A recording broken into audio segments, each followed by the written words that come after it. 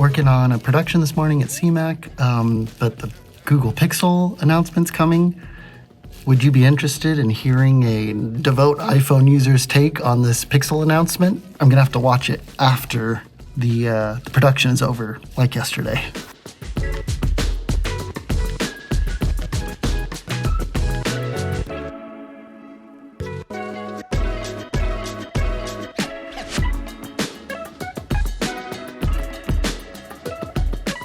I got home from work and then I immediately had to take some calls to set up what's happening at work over the next couple of days. But now I'm done. Now I'm officially done. And I watched the Google Pixel announcement, and I forgot, but Aputure had an announcement as well. So Techtober never stops. There's so much cool stuff. The Pixel 6 and the Pixel 6 Pro. I've said this before, I'll say it again. If I couldn't have an iPhone and I had to have an Android phone, I think the Pixel would be the phone I would go for. The prices are great. $600 for the regular Pixel, $900 for the Pixel Pro, and you get this hardcore telephoto lens. The lens actually is sideways inside of the camera, but then there's a prism, so it shoots the imagery sideways. It seems pretty cool. The megapixel count is high, and that concerns me. Sure, Google's going to do a ton of computational stuff, so low light is going to be fine, but 50 megapixels for a camera in a phone? This camera is 30 megapixels. If I got an R5, it would only be 45 megapixels. And Google's bringing more computational photography to its video, which I think is cool. I'd be very interested to see.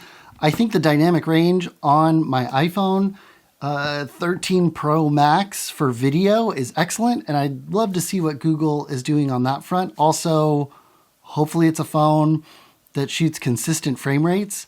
That seems to be a thing with Android phones that drives me bonkers, is you can tell when an Android phone is filming video because the frame rate is all over the place. During the presentation, they also kind of talked about ambient technology, and I don't know. I'm not the greatest, but when I leave technology sitting for a while, especially something with a battery in it, I feel like I pick it up 6 months, a year, 2 years later, and it's not nearly in the same shape. But that might also be my perception, because technology is growing and I get used to faster and faster technology. But I just feel like if I leave a battery bank sitting, and even if I'm doing the ideal thing and leaving it at a half a charge, it's never quite the same when I pick it up later. So technology that's just running in the background and I'm not touching it and I'm not interacting with, I feel like it's languishing. I don't know. Just the whole idea of and maybe it's just the terminology that's getting to me, but stuff I haven't touched in a while.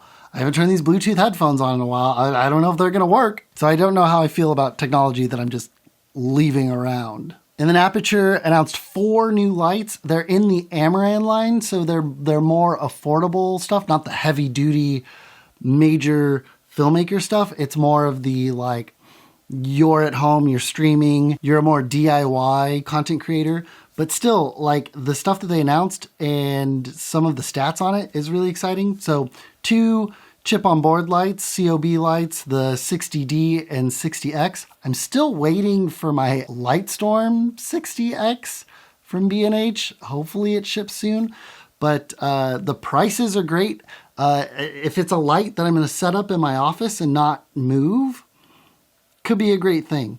But it's only 60 watts, so it'd probably be more of a backlight situation. Set it up in the ceiling, give me an edge light, which I actually don't have right now, so maybe that would be a good use case for that. And the 2 lights that I'm more interested in, the P60X and the P60c. The P60X definitely reminds me of the Aputure 672 lights. We have them at CMAC, and I think Gilbert has one. But a kit of 3 has been great at CMAC. I think members really like checking them out because they are lighter, but also pack a lot of light in them. So this is a great refresh. And I think those lights have been out since 2013, really long time. It's very cool to see them upgraded. I don't remember if they connect with the Sidus app. That's a huge plus if it does. I'm pretty sure it does. It should. All of the Aputure lights, why would Aputure not make a light that doesn't? But then the P60c seems kind of like the step between the Aputure MCs and the Nova P300C. And they stated that like, it's still, even though it's only 60 watts and the P300C is 300 watts, it's actually more than half as bright than the 300C. That kind of blew my mind. Now, the P300C has diffusion in front of it, and that softens it up, and that's going to kill a lot of that like throw, whereas the P60C is basically a clear layer of plastic. For all intents and purposes, those diodes are exposed so that there's nothing kind of causing that light to scatter. So it can push a lot more power out directly. But I think that's really a great value because the P60C is only going to be $350 for a single light, and then 3 lights in a kit for $990, less than $1,000. That's a really, really good value considering the price of the P300C, which I think is like at $1,600 ish. I don't have it written down. The 60X is $250, and they have a kit for like $750 for 3. The COB 60D is $169, and the COB 60X is $199. These are all great values, and I think, you know, they're not as rugged as the Lightstorm lights, so you don't want to be renting them out. You don't want to be taking them out if you're someone who kind of abuses gear like I am. But if you're going to set them up in your space and leave them all the time, it could be a really, really good investment. Plus, all of these lights run off of Sony NP-F batteries, which are much more affordable than like big brick V-mount, gold mount batteries. These are really, really cool lights. So if you're looking to make videos, that's something to check out because barrier to entry is very low. I think Neewer and GVM make some lights that are comparable, but I never feel like the build quality is great, and I don't think their output is as strong.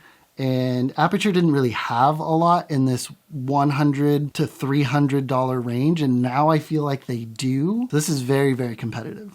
So very cool stuff. I'm excited to see what the rest of Techtober brings for 2021. Lots of cool pre-recorded presentations. I think DJI has one tomorrow. We'll see what's happening. But that's it for me today. I will see you tomorrow. Peace.